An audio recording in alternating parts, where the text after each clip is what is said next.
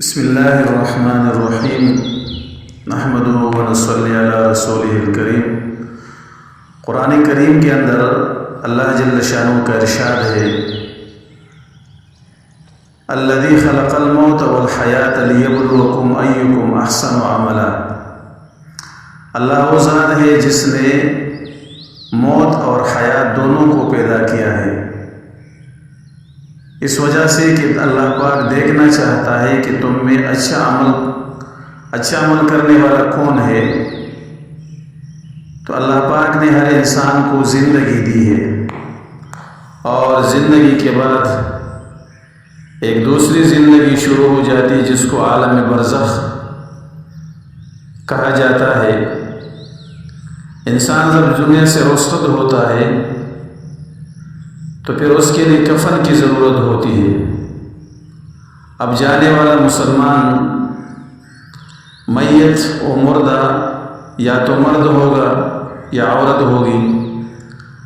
اگر مرد ہو تو اس کے لیے تین کپڑوں میں کفن دینا مسنون طریقہ ہے، اور اگر وہ عورت ہے تو مسلمان عورت کو ہمارے شریعت نے اس کے لیے 5 کپڑوں میں کفن دینا مسنون قرار دیا ہے۔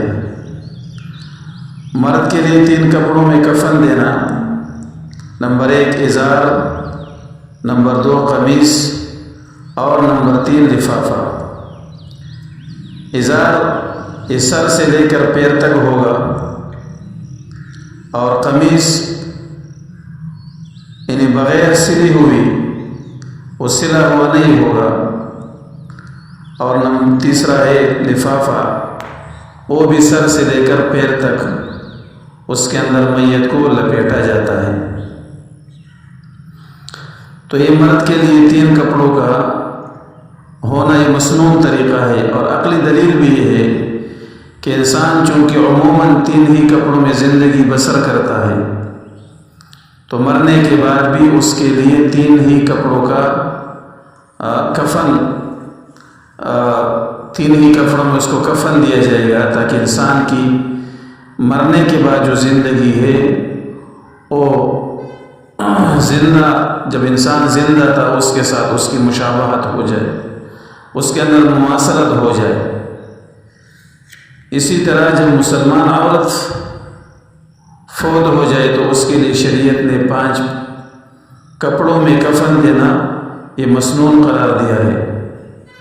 نمبر 1 کرتا، نمبر 2 ازار، نمبر 3 اوڑھنی، نمبر 4 لفافہ، اور نمبر 5 سینہ بند۔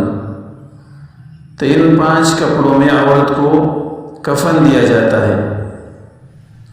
یہ مسلمان میت کا دنیا سے رخصت ہونے کا طریقہ، کہ جب مسلمان زندگی دنیا کے اندر بسر کر لے اور پھر آخرت کا مسافر ہو جائے، تو مسلمان اس کو اس طریقے سے کفن دیتے ہیں تاکہ اللہ کا مہمان ہوتا ہے، ایک مسافر ہوتا ہے آخرت کا، وہ زندگی اس نے دنیا کے اندر زندگی بسر کی، اب آخرت کی طرف روا دوا ہے، آخرت کا سفر اس کا شروع ہوا ہے، تو اس کو یہاں اچھی طریقے سے پہلے اس کو غسل دیا جاتا ہے، مسنون طریقے پر اس کو غسل دیا جاتا ہے، پھر اس کو کفن دیا جاتا ہے، اور پھر اس کو اس کے اوپر جنازہ پڑھا دیا جاتا ہے، پھر اس کو اچھی طریقے سے اعزاز کے ساتھ اکرام کے ساتھ دفن کیا جاتا ہے۔